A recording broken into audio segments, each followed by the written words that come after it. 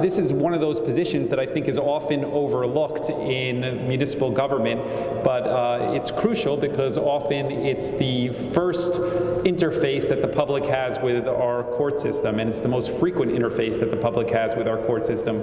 So the job that the prosecutors have, and of course the chief prosecutor, is really vital to making sure that the interaction with the court system is happening in a fair and progressive way. You know, I've had the privilege over the last 5 years of making a lot of different appointments to a lot of different positions, and I feel really fortunate that we've been able to attract some terrific talent in a lot of our different divisions and directors, and I think Jake will really be an addition to those strong appointees that we've had throughout the city.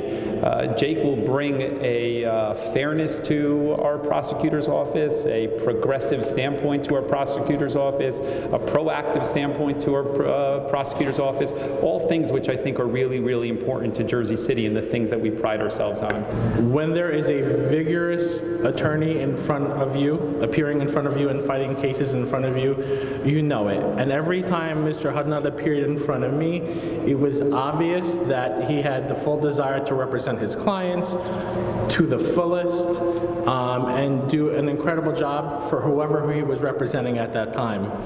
I, Jacob Voorhees Hudnut. I, Jacob Voorhees Hudnut. Do solemnly affirm. Do solemnly affirm. That I will support the Constitution of the United States. That I will support the Constitution of the United States. And the Constitution of the State of New Jersey. And the Constitution of the State of New Jersey. That I will bear true faith and allegiance to the same. That I will bear true faith and allegiance to same. And to the governments established. And to the governments established. In the United States. In the United States. And in this state. And in this state. Under the authority of the people. Under the authority of the people. And that I will faithfully. And that I will faithfully. Impartially. Impartially. And justly. And justly. Perform all the duties. Perform all the duties. As Chief Municipal Prosecutor. As Chief Municipal Prosecutor. According to the best of my ability. According to the best of my ability. Mr. Prosecutor, congratulations.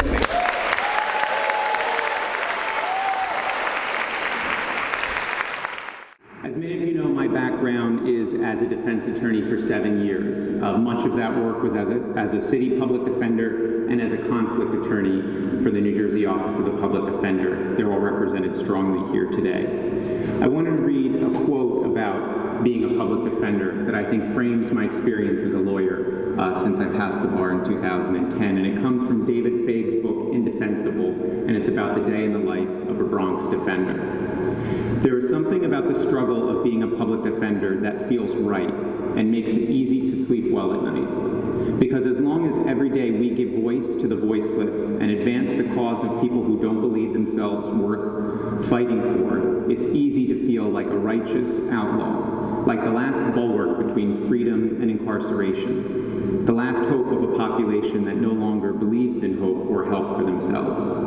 And for all the grandiosity that such sentiments entail, that is exactly what public defenders do. I feel very fortunate that I get to bring that mindset and that experience to this role. And while I certainly will miss practicing at the Superior Court level, trying felonies in front of juries, I feel very honored that the mayor has nominated me to this position. In a widely circulated memo last year, Chief Justice Ravner noted that most interactions between the public and the judiciary take place in the municipal court system. He quoted our Supreme Court that said, for millions of New Jerseyans each year, their only experience with the court system occurs in the municipal court level. Their impressions of a just system are based primarily on their interactions with municipal courts. That is why it is so important that we put the best foot forward in municipal court. And I'm excited to advance a progressive agenda. Also, too, as the federal climate kind of goes where it's going, it's really up to local municipalities to kind of initiate progressive reform and progressive projects. I'm excited that we have a progressive mayor, we have a progressive council, we have progressive local committee people, some are here today, and we have progressive neighborhood associations and activists. They're also here today. I also want to thank the ACLU of New Jersey for being here today for my swearing in.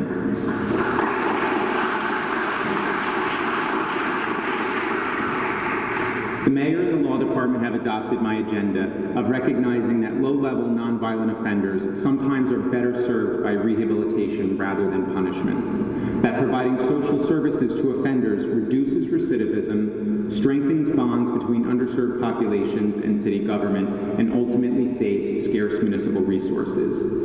My agenda believes that sometimes you can, as a prosecutor, avoid conviction when it's warranted. It emphasizes community service over fines and punishment. It uses the power of code enforcement to advocate for tenants who are not on the same footing as their powerful landlords. And ultimately, it reduces municipal resources by avoiding excess monitoring of defendants on probation, concedes dismissals for failure to prosecute when warranted, and declines to prosecute low-level nonviolent offenses such as marijuana possession. I am very lucky that I am inheriting a very dedicated staff of assistant prosecutors and 2 staff people, Gabe and Nelson. Can we have a round of applause for my new staff in the Office of the Prosecutor? With them, I look forward to enacting this progressive agenda, and it's not my agenda. This agenda has been enacted with great success in Philadelphia, Houston, Birmingham, Chicago, and in Corpus Christi, where the defense attorney turned prosecutor said, reform is finally cool. These reforms are data-driven and they work. They rebuild community bonds, and in the end, we have safer communities. I want to acknowledge Public Safety and JCPD for being here today. I also want to acknowledge that they themselves have recently put some community policing initiatives into place. And in fact, I am very impressed that there's JCPD block parties every night this week in all areas of the city. So thank you, and I look forward together to initiating community policing. The idea of a progressive prosecutor who exercises care and discretion is not new. In 1935, our United States Supreme Court said that the prosecutor is the representative not of an ordinary party to a controversy, but of a sovereignty whose obligation to govern impartially is as compelling as its obligation to govern at all, and whose interest, therefore, in a criminal prosecution is not that it shall win a case, but that justice shall be done. That's the fair shake that I hope to give everyone who's hailed in front of the municipal court in Jersey City. As I've said through my confirmation process, whether you are a defense attorney or a prosecutor, the goal is to make sure that any litigant that appears before the court, be it an accused person or a complainant, gets a fair shake. That was my goal as a defense attorney, and that will be my goal as chief prosecutor. We just swore in my son, Jacob Hudnut, to be the new chief prosecutor. And I'm going to cry, and I couldn't be prouder, and we're honored, and his dad is honored. He's going to do great things for this city, and I love my little boy dearly.